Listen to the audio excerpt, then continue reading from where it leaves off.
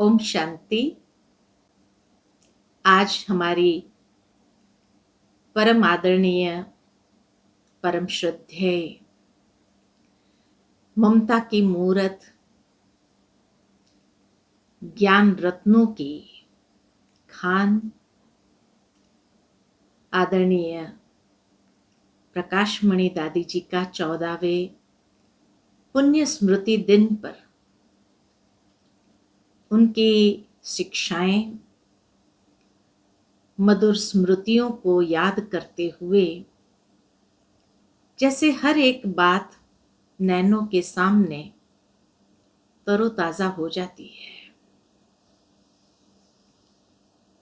आज स्वयं को मैं सौभाग्यशाली समझती हूँ कि ऐसे दादी जी की एक एक बात जब स्मृति में आती है तो ऐसा लगता है कि अद्भुत गुणों की खान थी वो। वैसे तो दादी जी के सानिध्य में ही मेरा समर्पण हुआ 1980 में, और उस समय दादी जी ने बड़े प्यार से, हुज्जत के साथ सभी को यही सुनाया क्लास में कि अक्सर बहनें अपने सेंटरों पर समर्पित हो जाती है, परंतु आज मधुबन को एक कन्या प्राप्त हो रही है जिस पर दादी जी का हक है, मधुबन का हक है। मुझे बहुत अंदर में ये महसूसता हुई और उस दिन से लेकर के यही फीलिंग आई, मैं मधुबन निवासी हूं। उसके बाद दादी जी ने विशेष मुझे बॉम्बे भेजा, लेकिन ये कहते हुए ही भेजा कि जब भी मधुबन की आवश्यकता होगी तो दादी तुझे जरूर बुला लेगी। मुझे हर समय ये फीलिंग रहती थी मैं मधुबन की हूं, और इस तरह से जब भी दादी जी का बॉम्बे आना होता था तभी भी मुझे एक विशेष निकटपन का अनुभव होता था। यही महसूस होता था दादी मेरी है, और बड़े प्यार से दादी मुझे गले लगा लेती थी, खूब सारा प्यार लुटाती थी। मुझे याद आती है एक घटना कि जब दादी जी बॉम्बे आए थे और दादी जी का प्रोग्राम सेंटर पर था, मुलुंद सेंटर के कोई नया सेंटर खुल रहा था, तो वहां पर दादी को जाना था ओपनिंग के लिए। दादी के साथ मोहिनी बहन तो हमेशा साथ रहती थी। तो उस समय जब वहां से भाई आए लेने के लिए, दादी जी को ले जाने के लिए, तो योगिनी बहन ने मुझे कहा कि ऐसा करो तुम दादी जी के साथ चली जाओ। उस समय कोई गाड़ियों का काफिला तो होता नहीं था, वो एक गाड़ी आई थी, क्योंकि सेंटरों पर भी गाड़ियों वाले भाई बहने बहुत कम आते थे, तो इसीलिए वो एक गाड़ी आई थी जिसमें दादी जी, मोहिनी दीदी और मैं, ऐसे हम तीनों को जाना था। परंतु ऐसा हुआ कि जैसे ही हम वहां से निकले और करीबन 1 घंटा का रास्ता तय किया, 2 घंटे का टोटल जर्नी था, तो 1 घंटे का रास्ता तय करने के बाद उस भाई की गाड़ी खराब हो गई। अब उन दिनों में मोबाइल फोन तो थे नहीं, तो मुझे बड़ा खराब लग रहा था कि अब गाड़ी चल नहीं रही। भाई ने देखा और कह दिया कि अभी एक गाड़ी तो खराब हो गई दादी, अभी कोई दूसरा बंदोबस्त करते हैं। और मैंने किसी दुकान में जाकर के लैंडलाइन से फ़ोन किया योगिनी बहन को, तो कहा अभी अगर मैं गाड़ी भेजूं भी कोई तो 1 घंटा आप लोगों को ठहरना पड़ेगा। तो दादी जी से पूछो कि भाई आप लोग कहीं ऐसी व्यवस्था है ठहरने की 1 घंटा, क्योंकि उन दिन बॉम्बे में भी बहुत कम सेंटर्स होते थे। बड़े बड़े पड़ाव में तो सेंटर्स होते थे, लेकिन छोटे छोटे स्थानों में तो सेंटर नहीं होते थे। और जहां जाना था वहां भी 1 घंटा और लगना था, वहां से भी गाड़ी आएगी तो भी 1 घंटा लगना था। तो दादी जी से पूछा कि हम 1 घंटे के लिए वेट करना पड़ेगा जब तक दूसरी गाड़ी आए। तो दादी जी इतनी निर्माणचित, दादी जी ने कहा कि हम 1 घंटे के लिए वेट करेंगे, वहां कितने भाई बहनें खड़े होंगे, क्योंकि ओपनिंग का जो टाइम दिया था उसके हिसाब से तो सारे भाई बहनें एकत्रित हो गए होंगे। तो दादी जी ने कहा ऐसा करो, 1 घंटा वेट क्यों करें हम, गाड़ी आने तक एक रिक्शा बुलाओ, क्योंकि उस एरिया में टैक्सीज नहीं होती थी, उन दिनों में रिक्शा चलती थी। तो दादी जी ने कहा ये रिक्शा बुला लो, और हम 3 ही तो है तो तीनों बैठ जाएंगे रिक्शा में और पहुंच जाएंगे। मुझे बड़ा खराब भी लग रहा था कि दादी जी को मैं रिक्शा में कैसे ले जाऊं, लेकिन कोई टैक्सी नजर नहीं आ रही थी, क्योंकि टैक्सी मेन बॉम्बे में चलती थी, पराओं में इस तरफ नहीं चलती थी, रिक्शा ज्यादा चलती थी। मोहिनी बहन के तरफ मैं देखने लगी, मोहिनी बहन ने कहा हाँ दादी ने कहा है ना, चलो एक रिक्शा कर लो, पहुंच तो जाए टाइम पर। हमने एक रिक्शा बुलाई और रिक्शा में हम तीनों बैठ गए, दादी, मैं और मोहिनी बहन, तीनों एक रिक्शा में बैठ करके जिस स्थान पर हमें जाना था वहां पर पहुंच गए।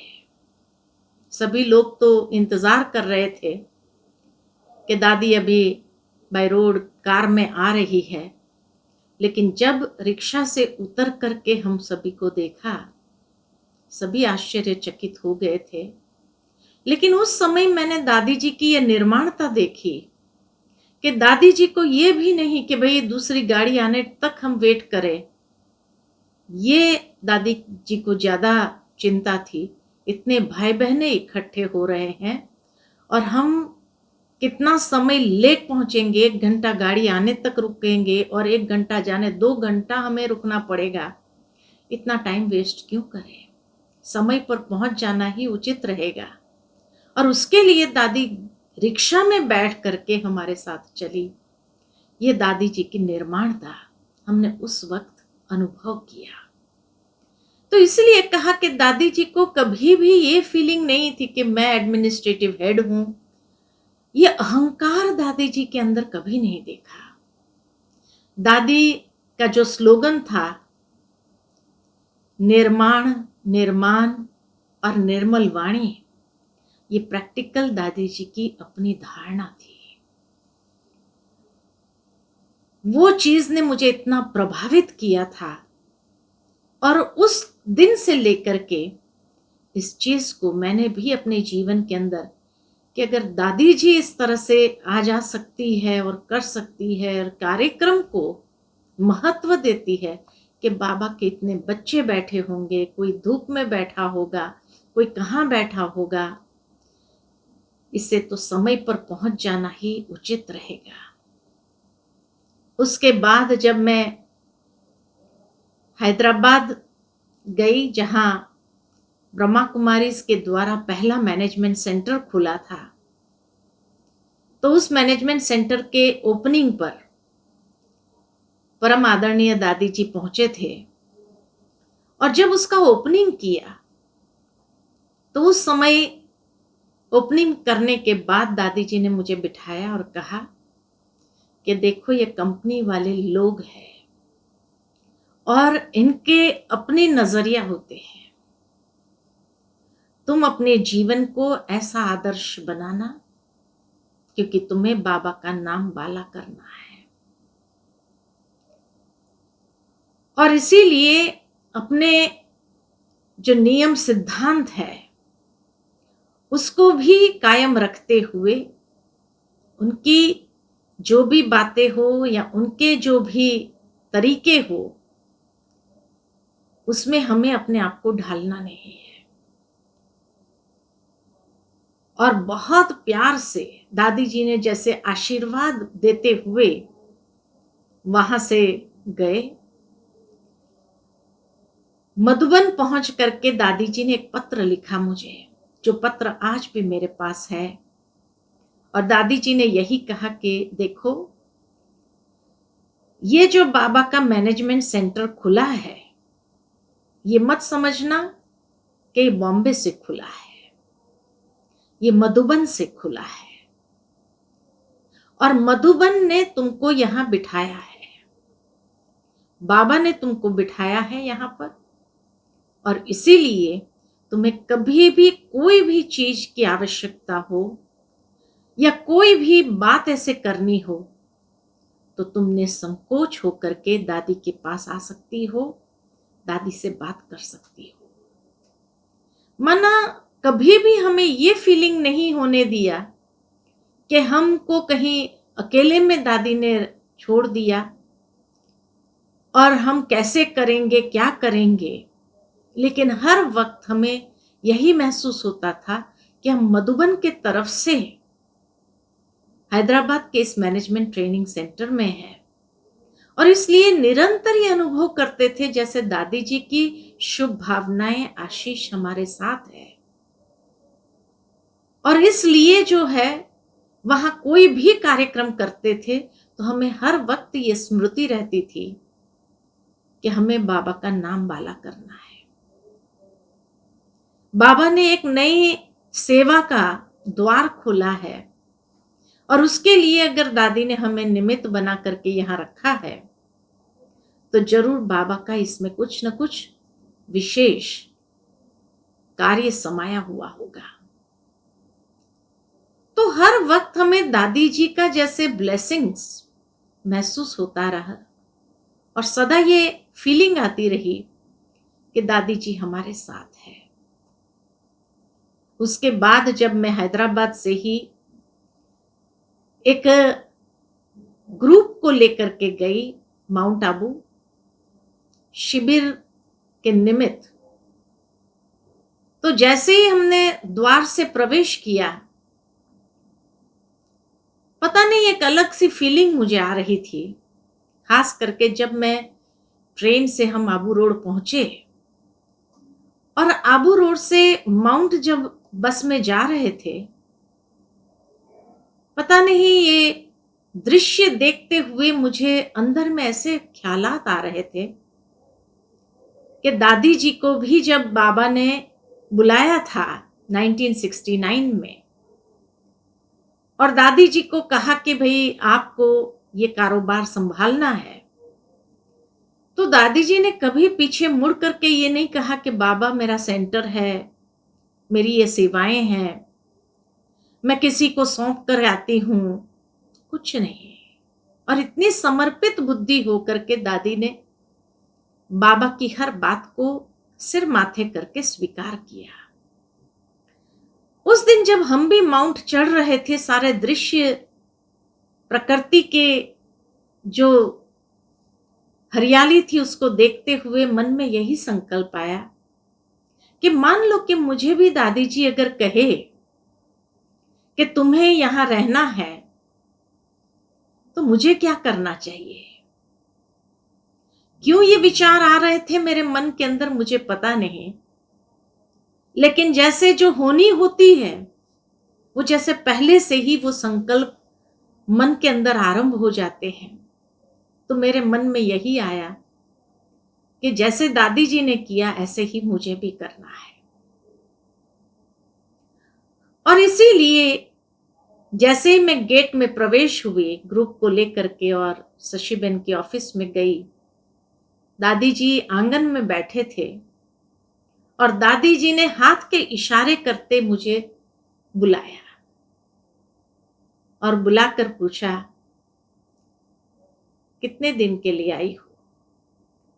मैंने कहा, दादी ये ग्रुप को लेकर आई हूँ शिविर के लिए, और इसके साथ ही 5वें दिन में चले जाएंगे। दादी ने तुरंत मुझे कहा, टिकट कैंसिल करा दो, ग्रुप को भले जाने दो और तुम यहाँ रुक जाओ। कोई खास सेवा तो नहीं है हैदराबाद में? मैंने कहा नहीं। तो कहा, दादी चाहती है कि तुम थोड़ा दिन यहाँ रुको। रास्ते में मुझे जो संकल्प आ रहे थे, और मैं सोचने लगी कि ऐसे कैसे हो सकता है कि जो मैं सोच रही थी और दादी ने वही बात कही। खैर, उसके बाद दादी ने मुझे पूछा कि तुम चन्ना रेड्डी को जानती हो, कभी मिली हो उसको? मैंने कहा हाँ, रक्षाबंधन के समय मिली थी, उनके पास हम गए थे राखी बांधने के लिए। दादी जी ने कहा, भी वो राजस्थान का गवर्नर बना है और उसने इच्छा व्यक्त की है कि मैं ब्रह्मा कुमारी का कोर्स करूं। शीलूबेन तो शिविर में बिजी है, वो जा नहीं सकती है। शशिबेन भी शिविर में बिजी है, वो भी जा नहीं सकती है। तो मैं सोच रही थी किसको बुलाऊं। अच्छा हुआ तुम आ गई और तुम मिली भी हो उसको, तो उसको कोर्स कराएगी? मैंने कहा जी दादी, क्या रोज राजभवन जाना पड़ेगा? तुम एक बार वहां जाकर के देख के आओ, और वहां जो प्रकार की तैयारी करनी है, उसने कहा कहलवाया है कि यहां ही बैठ कर के हम कोर्स करेंगे, इसीलिए यहां पर आपको जो चाहिए, जैसा चाहिए वैसा तैयार करके हम दे सकते हैं। मैंने कहा, दादी अगर बाबा का कमरा जैसा कुछ बनाए, बाबा का फोटो अगर वहां लगाए और वहां बैठकर करे तो एक वाइब्रेशन, और नीचे सफेद चादर अगर बिछाई जाए तो बहुत अच्छा रहेगा, एक वाइब्रेशन बना रहेगा। दादी ने कहा ठीक है। दादी ने तुरंत भाइयों को कहा, जैसा ही उसको चाहिए वैसा बना करके दो। और फिर उसका कोर्स आरंभ हुआ, और कोर्स के दौरान जो है मेरी हर बातें रिकॉर्ड होती थी। मैं शाम को जाती थी कोर्स कराने के लिए, 6:30 बजे से 7:30 बजे तक कोर्स कराती थी। जैसे ही वहां से कोर्स करा के आती थी कि दादी जी बाहर ही बैठी होती थी आंगन में। कितना कोई कहे कि दादी आप भोजन कर लो पहले, दादी कहती नहीं, उषा अभी आई नहीं है। दादी जी को यही रहता था कि छोटी है, वहां पता नहीं उसने क्या क्या प्रश्न पूछा होगा इतना बड़ा, और मालूम था कि डॉक्टर चन्ना रेड्डी बहुत बुद्धिमान है, होशियार है, और किस लिए उसने ये बात कही थी कि मुझे कोर्स करना है। तो इसीलिए दादी जी इंतजार करती थी। आते जैसे ही मैं आती थी तो पूछती थी, अच्छा कुछ बातचीत हुई? उसने कुछ पूछा? 7 दिन तक तो कुछ नहीं पूछा था उसने, लेकिन जैसे ही 7 दिन का कोर्स पूरा हुआ, 8वें दिन उसने कहा कि अब कोर्स पूरा हो गया, अब मुझे कुछ सवाल पूछने हैं। और उस दिन सवाल जवाब करते करते करीबन 2 घंटे हो गए। 7:30 के बदले 8:30, 8:45 हो गए। 9 बजे तक दादी जी ने भोजन नहीं किया। क्यों नहीं आई? कितने लोगों को भेजा, लेकिन एडीसी मना करता था, अभी डिस्कशन चल रहा है, अंदर कोई जा नहीं सकते हैं, और इसीलिए वो लोग वापस आ जाते थे। दादी जी को लगा कि भाई 2 घंटे हो गए, क्यों नहीं आई अभी तक? एक चिंता होने लगी दादी जी को। जैसे ही 9 बजे मैं आई, दादी जी ने कहा, अच्छा इधर आओ, चल हमारे साथ ही भोजन करो, तुमने भी भोजन नहीं किया है। अपने साथ भोजन कराया, और भोजन करा के जो है पूछती रही क्या बोला। मैंने कहा, दादी आज बहुत सारे सवाल जवाब हुए। अच्छा क्या पूछा? एक एक सवाल पूछ। अच्छा इसका जवाब तुमने क्या दिया? मैं बताती थी ये जवाब दिया। दादी कहती शाबाश, बहुत अच्छा जवाब दिया। फिर मैंने कहा, दादी जी उसने कुछ सवाल ऐसे पूछे जिसका जवाब मुझे पता नहीं था। कौन से सवाल थे? अच्छा, फिर तुमने क्या कहा इसके बारे में? मैंने कहा, मैं तो बॉम्बे में रहती हूँ, हैदराबाद में रहती हूँ और इसीलिए यज्ञ के कुछ कारोबार की बातें मुझे पता नहीं होती थी। तो मैंने यही कहा उसको कि मुझे पता नहीं है, मैं दादी जी से पूछ करके कल फिर आपको बताऊंगी। और चन्ना रेड्डी को भी इस बात में सच्चाई महसूस हुई कि जो चीज उसको पता नहीं है वो नहीं जवाब देती है, कहती मैं पूछ के आऊंगी और फिर जवाब दूंगी। जब ये बात दादी जी को सुनाई तो दादी जी इतनी प्रसन्न होकर कहा, बहुत अच्छा तुमने जवाब दिया। और फिर जैसे मुझे एक एक सवाल का क्या जवाब देना है दूसरे दिन वो भी बताया और बता करके फिर जैसे तैयार करके भेजा कि अब आज इन बातों का जवाब देना, कहना हमारी दादी जी ने ये बात सुनाई है, या कहना कि आप आओ पांडव भवन में और पांडव भवन में दादी जी आपको इन सभी बातों का जवाब दे देंगे। सचमुच में जैसे ही मैंने ये बात कही उसको, कहा ठीक है, मैं कल शाम को आता हूं पांडव भवन में और दादी जी से स्पेशल मुलाकात करूंगा। बहुत अच्छा लगा और दादी जी से जब मिले, दादी जी ने जो उनके प्रश्न थे उनका जवाब दिया, तो दादी जी को हर एक बात का जवाब देते हुए, दादी जी की तो सरलता ऐसी होती थी, निर्माणता ऐसी होती थी, दादी जी के विचारों की स्वच्छता ऐसी होती थी जो कोई भी आत्मा प्रभावित हुए बिना रह नहीं सकते। और इसलिए वो इतना प्रभावित होकर के इतने सरलता से दादी जी की हर बात को सुन करके स्वीकार करते रहे और हर बात को एक्सेप्ट किया। इसी से ही मेरे जीवन में एक नया मोड़ आया कि जब चन्ना रेड्डी निमित्त बने ज्ञान सरोवर के प्रोजेक्ट को पास करने के लिए, क्योंकि गवर्नमेंट के हिसाब से माउंट आबू की लैंड नॉन कन्वर्टेबल थी, जहां पर कोई भी प्रकार का कंस्ट्रक्शन नहीं होता था, लेकिन उसने विशेष मदद करके उसको कन्वर्ट कर दिया और बिल्डिंगें बनने लगी। ज्ञान सरोवर का कारोबार बहुत शीघ्रता से हुआ और उसके बाद जैसे ही उसने दादी जी से कहा कि मैं जयपुर में भी ऐसी एक सेवा कराना चाहता हूं जहां सारे मिनिस्टर्स और आईएएस ऑफिसर्स को बुलाऊंगा। सचमुच में इतना सुंदर कार्यक्रम जयपुर में ऑर्गेनाइज किया उन्होंने, बड़ी दादी जी को इतना सम्मान दे करके वहां बुलाया, हम भी साथ में गए थे दादी जी के, और इतने क्रीम लोगों को इनवाइट किया था सारे जयपुर के, और उनके बीच में जो प्रोग्राम रखा, देख देख करके जैसे दिल गदगद हो रहा था कि बाबा कैसी ही सेवा करा रहा है। और उसके बाद उसने दादी जी से कहा कि इन सब की सेवा, ये सबको भी कोर्स करना चाहिए, तो मुझे यही बहन चाहिए यहाँ जयपुर में। मैं एक मिनिस्टर कॉटेज देता हूँ। दादी जी ने उस समय मुझे देखकर कहा, अभी तुम बॉम्बे को, हैदराबाद को टाटा बाय बाय करो और अब अपना सारा सामान लेकर। मैंने कहा दादी जी, योगिनी मैम से बात करनी होगी। तो दादी जी ने कहा कि योगिनी मैम से मैं बात कर लूंगी, परंतु अब तुम जयपुर जाओ। जब तक वो मिनिस्टर कॉटेज को अपने हिसाब से बना रहा था, मेडिटेशन रूम, हॉल, ये सब के हिसाब से उसने सारा कंस्ट्रक्ट करवाया, रिनोवेट कराया एक मिनिस्टर कॉटेज को, लेकिन तब तक उनकी ट्रांसफर हो गई तमिलनाडु के अंदर। और तब फिर दादी जी ने कहा अब तीसरा सेंटर खोलने की आवश्यकता नहीं, क्योंकि उन लोगों ने वापस मिनिस्टर कॉटेज तो ले लिया। तो दादी जी ने कहा भी ज्ञान सरोवर बन रहा है। बहुत प्यार से दादी जी ने मुझे बुलाकर कहा कि देखो उषा, दादी की इच्छा यह है कि तुम मधुबन में रहो, लेकिन फिर भी दादी तेरी इच्छा जानना चाहती है कि तुम अगर कोई सेंटर पर जाना चाहती हो, वापस हैदराबाद जाना चाहती हो, बॉम्बे जाना चाहती हो, मेरी खुली छुट्टी है।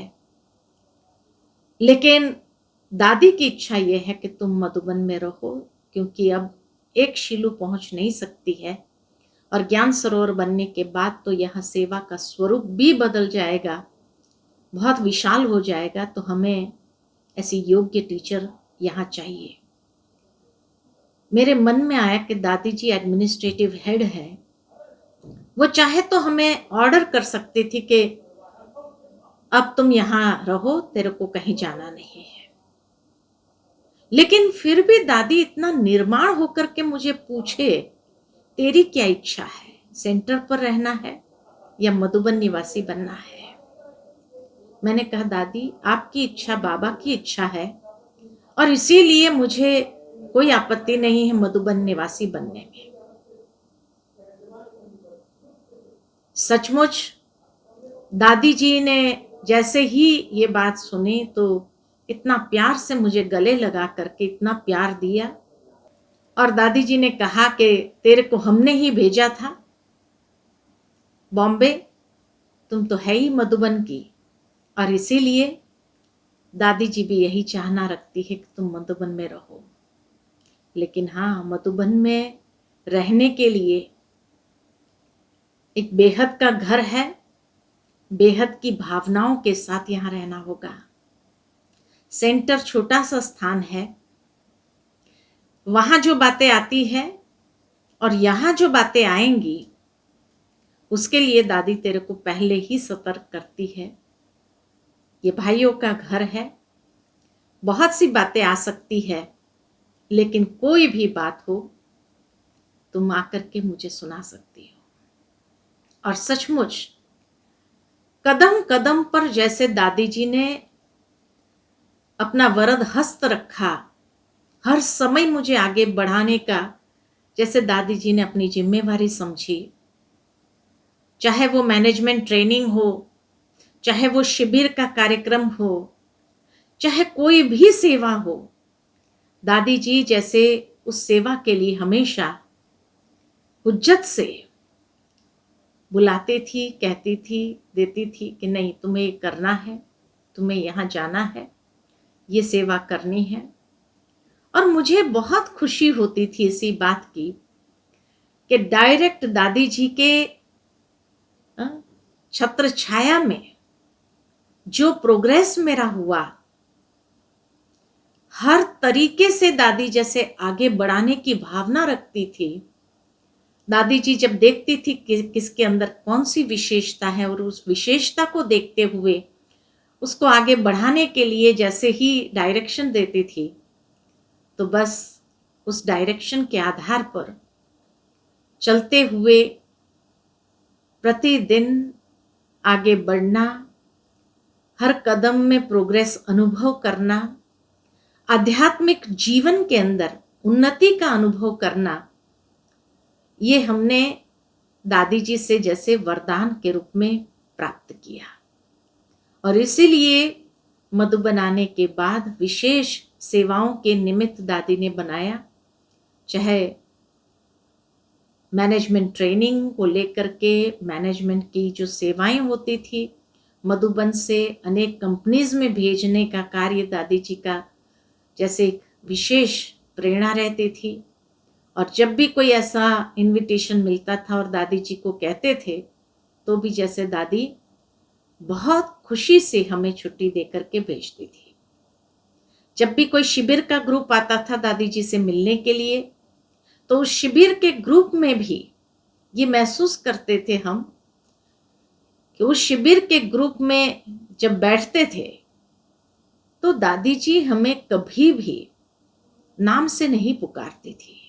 चाहे मैं हूं, शीलूबेन थी, लेकिन उन शिविर वालों के सामने दादी इतना रिस्पेक्ट और रिगार्ड देती थी, उषा बहन, शीलू बहन कह करके ही जैसे हम हमसे बात करती थी शिविर वालों के सामने। एक दिन मैंने ऐसे ही जस्ट दादी को कहा कि दादी आप हमको उषा बहन क्यों कहती हो उन लोगों के सामने, आप तो इतने बड़े हो, आप नाम से भी बुला सकते हो।